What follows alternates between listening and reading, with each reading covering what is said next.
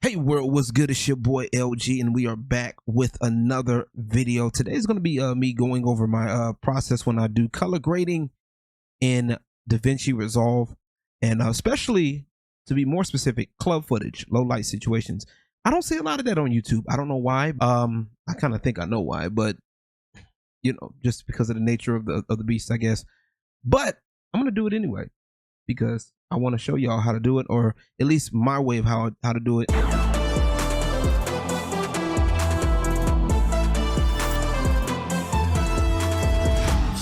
The reason why it's kind of hard to color grade club footage, is because mainly the lighting, right? Don't get me wrong, like this, for example, like you can see this lighting looks good. It looks sexy when you're in the moment, but in a camera, it kind of sucks unless you have the proper lighting. Now, fortunately for me, I was able to get a couple of lights, but in wide angle situations like this, it's kind of a problem. So to kind of get started, I have a node tree set up here that I use.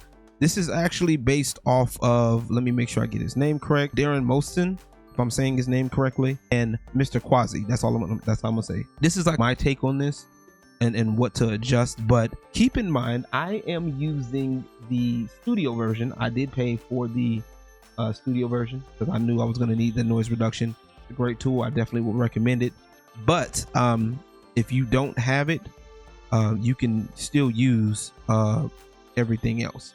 You just won't be able to use the noise reduction. So let's go ahead and get to this wide shot. I like this shot right here. It's a good little wide shot of everything. Shout out to my club for allowing me to make this footage here. Noise reduction's already set. There's two ways to do this here. I'm just gonna leave it where it's at. I think this is good where it is right now. DaVinci wide gamut for me. I have the Osmo Pocket 3 and I'm shooting in HLG. I found out that using D-Log is not true D-Log footage. Interesting tidbit for those of you guys that have the Osmo Pocket 3 and you're shooting in D-Log. It's basically a Rec 709 LUT over the top of it, and it counts it as D-Log. Okay, so let's go ahead and get into the first thing here. We're going to do the exposure balance. Righty. So what I do here is I'm going to change this, and this is something that I learned from Mr. Quasi recently. We're going to change the gamma to linear here. Okay, and normally I would find like a white area, but I don't have it right now.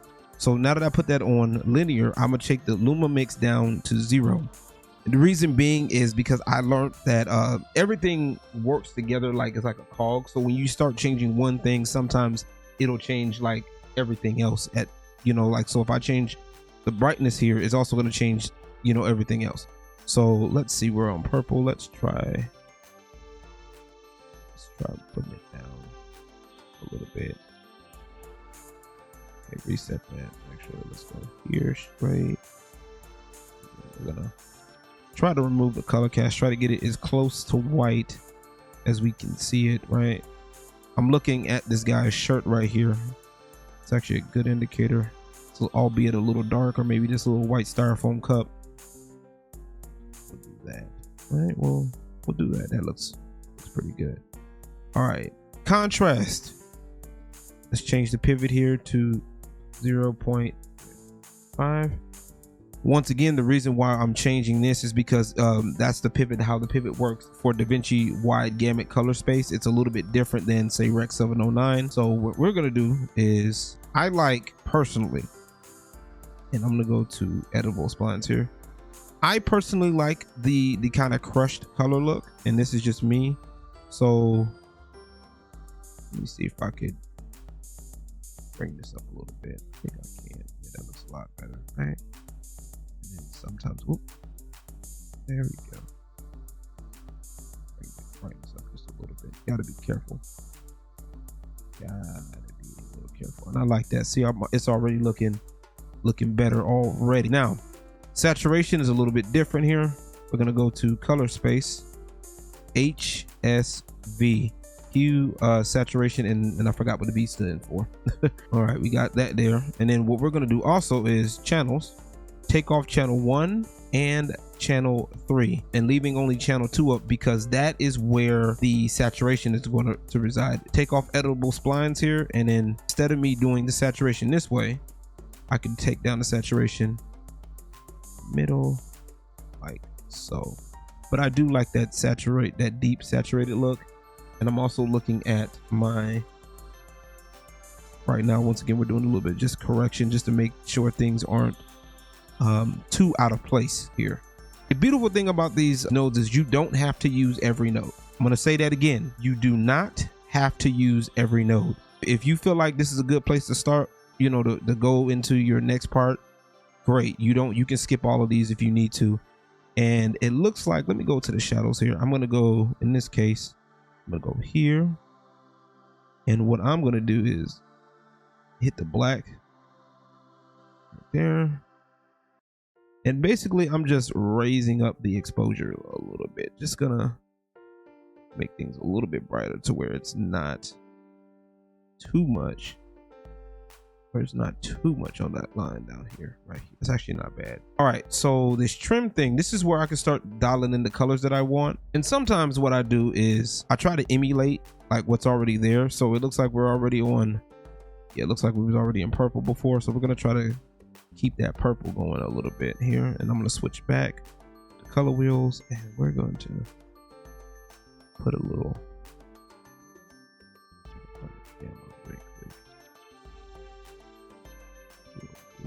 here, light purple there. And with these, I'm actually just trying to slightly move. You don't have to do a lot of movement with this. This is slight movement here. There we go. Boom. All right, and then once again, I don't have to use everything, but I am going to use these two because I like that vignette, that homemade vignette I did.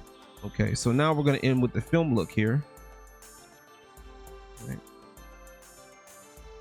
I'm gonna do this, and then I'm gonna see where we're at. Let's brighten it up a little bit, exposure up a little bit, contrast. We can tone it down just a bit. Yeah, we can keep it right there. Take the fade off. White balance, leave it where it's at. Tint, leave it where it's at. Put the richness back up in there. Saturation.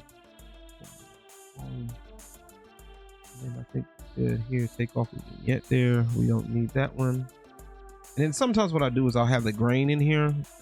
It'll give it a little bit of a video look back again. And then I can do things like halation if I want. And I think I actually will keep the halation there. That actually looks pretty good. Okay. Also too, I have a couple of things here that I use at the end of this after the CST is done to give a little bit more spice to it. There's a compound node here that I have. And then there's a LUT that I used before it. So this is like a LUT nightlife that I found. I forgot where I found it at, but nightlife LUTs, if I can get it, there we go. It gives it that extra look. And then this is just simple as dialing it back, right?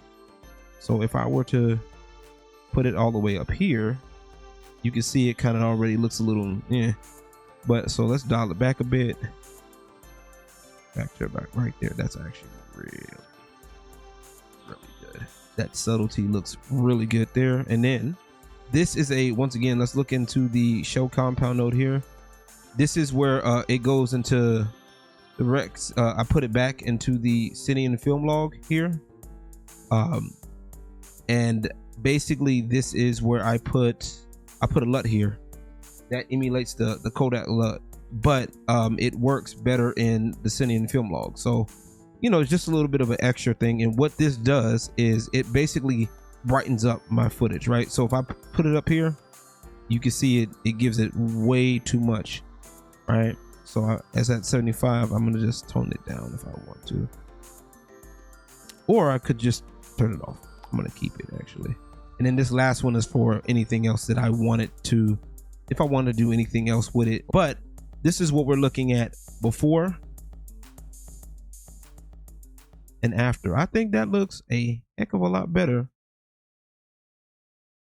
All right, this is going to be another example, real quick example here. This is with some random people that wanted to have fun with the camera. So we're going to do the same thing, and we're going to get everything fixed up here, shall we? The Dynasty.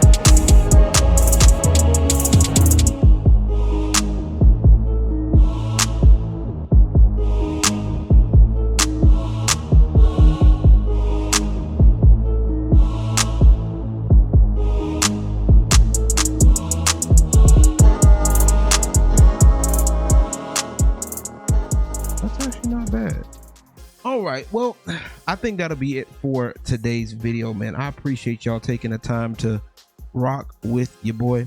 Hope you guys learned a few things. If you guys got any questions, comments, or concerns, hit me up below, and I'll do my best to answer. I don't know everything. I'm still in learning practice, but I wanted to show you guys my process.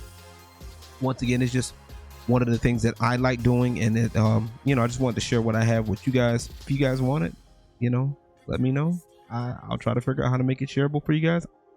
I don't know.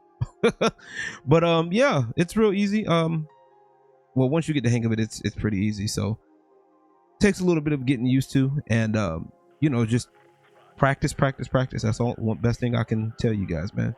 Be sure to drop a like and comment and subscribe if you guys are new. Music, gaming, and more on my channel, y'all. I'll be catching you guys on the next time. Peace and God bless.